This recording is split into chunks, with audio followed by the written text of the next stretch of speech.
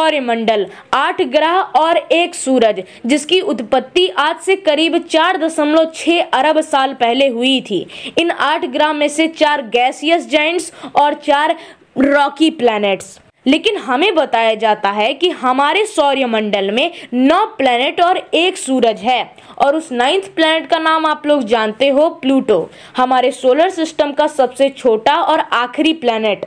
परंतु साल 2006 में इंटरनेशनल एस्ट्रोनॉमिकल यूनियन यानी कि IAU ने अपने 26वें जर्नल काउंसिल में प्लूटो को एक ड्वार्फ प्लैनेट यानी कि बौने ग्रह का दर्जा दिया।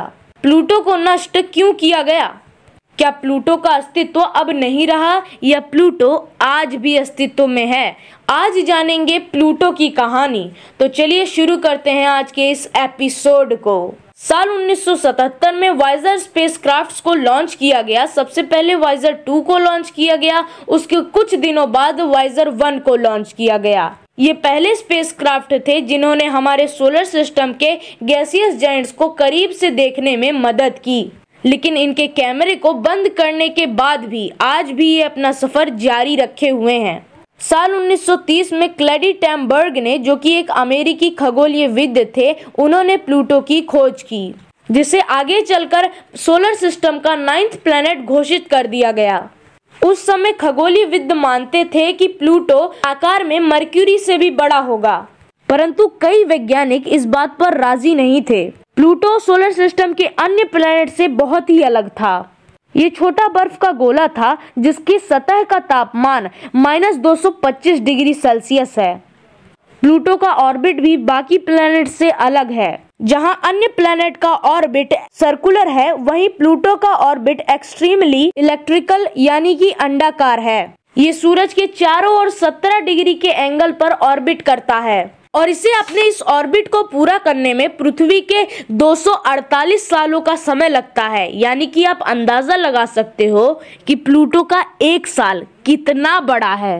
लेकिन प्लूटो की खोज होने से पहले ही खगोलविदों ने इसकी फोटो ले ली थी, लेकिन उस समय उन्होंने इस पर ध्यान नहीं दिया। साल 1840 में फ्रेंच मैथमेटिशियन एर्बन लेवेरियर ने नेपच्यून की प्रिडिक्शन कर दी थी। उन्होंने अपने मैथमेटिकल कैलकुलेशन के जरिए देखा कि यूरेनस के ऑर्बिट पर कोई चीज प्रभाव डाल रहा था, तो इसी के विश्लेषण में उन्होंने नेपच्यून की खोज कर दी थी। लेकिन नेपच्यून के ऑब्जर्वेशन के बाद खगोलविदों ने देखा कि यूरेनस के ऑर्बिट पर केवल नेपच्यून ही नहीं बल्कि उसके पीछे मौजूद कोई चीज उसे डिस्टर्ब कर रही थी। आखिर वो क्या था? खगोलविद इसकी खोज में लग गए। इसके बाद साल 1906 में अमेरिकन गणितज्ञ पर्सिवल लोवेल ने इस प्रोजेक्ट की शुरुआत की, the research of possible 9th planet, जिसका नाम उन्होंने दिया प्लैनेट एक्स। साल 1915 में लोवेल के जाने बिना ही उनके सर्वे में प्लूटो की 2 तस्वीरें खींच ली गई थी, लेकिन उस समय उन पर किसी ने ध्यान नहीं दिया। उसके बाद कुछ कानूनी कार्रवाई के बाद लोवेल का ये प्रोजेक्ट बंद कर दिया गया।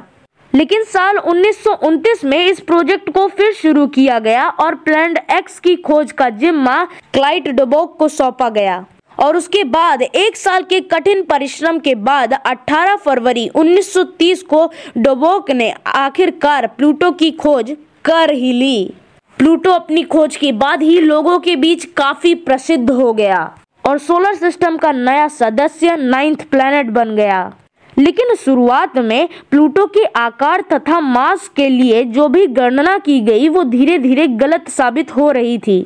शुरुआत में खगोलीयविदों को लगा कि प्लूटो का मास हमारी धरती के मास के बराबर है, परंतु जैसे जैसे इस पर ज्यादा रिसर्च की जाने लगी, उसके बाद हमें पता चला कि इसका वास्तविक मास तो हमारे कैलकुलेशन से काफी कम है।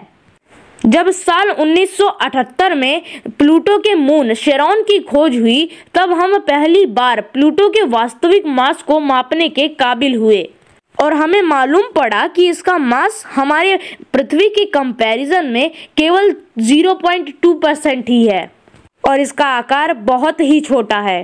ये इतना छोटा है कि इसका गुरुत्वाकर्षण यूरेनस के ऑर्बिट में कोई प्रभाव नहीं डाल सकता था। इसकी वजह से लोवेल के प्रोजेक्ट को एक्स प्लैनेट के प्रोजेक्ट की श्रेणी से हटा दिया गया। परंतु प्लूटो अभी भी एक प्लैनेट था। लेकिन अभी हमारे पास प्लूटो की क्लियर इमेज नहीं थी। खगोलविद काफी हद तक प्लूटो की बनावट की पढ़ाई करने में लग गए, लेकिन इसकी वास्तविक बनावट और जानकारियों के लिए हमें पृथ्वी से करीब 7.5 अरब किलोमीटर दूर प्लूटो पर जाना था ताकि हम इसे करीब से देख सकें। लेकिन प्लूटो तक जाना कोई मामूली बात नहीं थी, क्योंकि इसके लिए एकदम सटीक एंगल, टाइमिंग और स्पीड की जरूरत थी। इनमें से अगर एक भी गड़बड़ आया तो बस हम अपनी मंजिल को खो देते। इसके बाद 1977 में वाइजन मिशन ने हमारे सोलर सिस्टम के गैस जायंट्स को करीब से देखने और उन्हें पढ़ने में मदद की। लेकिन प्लूटो अभी भी हमसे बचा हुआ था। 19 जनवरी साल 2006 में नासा ने अपने न्यू होराइजन स्पेसक्राफ्ट को लॉन्च किया, जो कि प्लूटो के लिए भेजा जाने वाला था और ये पहला ऐसा स्पेसक्राफ्ट था। होराइजन को बनाने में काफी स्पेशल टेक्नोलॉजीज का इस्तेमाल किया गया था और प्लूटो तक जल्दी से पहुंचने के लिए इसने जुपिटर का सहारा लिया था। जी हाँ, जुपिटर की फ्लाइंग वे ने इस स्पेसक्राफ्ट को एक ग्रेविटेशनल स्प्रिंग सेट प्रोवाइड की, जिससे इसकी स्पीड 20% और बढ़ गई और 15 जनवरी 2015 को न्यू होराइजन आखिरकार अपनी मंजिल तक पहुंचने में कामयाब हो गया। लेकिन प्लूटो न्यू होराइजन की आखिरी मंजिल नहीं थी। इसके बाद इसको कॉपियर बेल्ट में भी जाना था, इसीलिए हमारे पास ज्यादा टाइम नहीं था प्लूटो की स्टडी के लिए। लेकिन फिर भी इतने कम समय में न्यू होराइजन ने बहुत सारी जानकारियां प्लूटो के बारे में हमें दी हैं, जिससे हमें प्लूटो को और भी अच्छे से जानने में मदद मिली। परंतु क्या आप जानते हैं, न्यू होराइजन स्पेसक्राफ्ट, जो कि प्लूटो पर जाने वाली पहली स्पेसक्राफ्ट थी, इसके साथ प्लूटो के खोजकर्ता क्लाइंट डोबर्ग की अस्थियां भी भेजी गई थीं। और ये किसी भी एस्ट्रोनॉमर के लिए बहुत बड़ी बात है। ये व्यक्ति जिन्होंने 1930 में प्लूटो की खोज की थी, उन्हीं का कुछ अंश साल 2015 में प्लूटो तक भेजा गया। ये वाकई एक बहुत बड़ा सम्मान है। लेकिन साल 2015 में जब एक और नए पिंड की खोज हुई थी, जो प्लूटो से करीब 27 गुना ज्यादा मैसिव था, जिसका नाम रखा गया इरिस, जिसने इंटरनेशनल एस्ट्रोनॉमिकल यूनियन को प्लैनेट के डेफिनेशन को दोबारा से डिफाइन करने के लिए मजबूर किया। और फिर साल 2006 में 26वें जनरल असेंबली में इन्होंने किसी भी पिंड को प्लैनेट कहलाने के लिए नए रूल्स लागू कर दिए, जो कि कुछ इस प्रकार थे।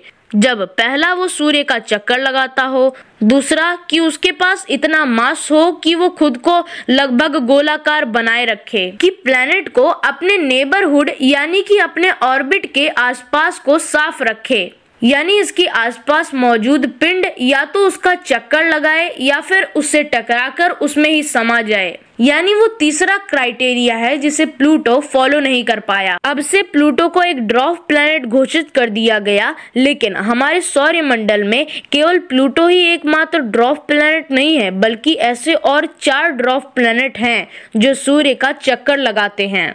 यानी कि प्लूटो को डिस्ट्रॉय नहीं किया गया है और हम इतने काबिल भी नहीं हैं कि किसी प्लैनेट को डिस्ट्रॉय कर सकें।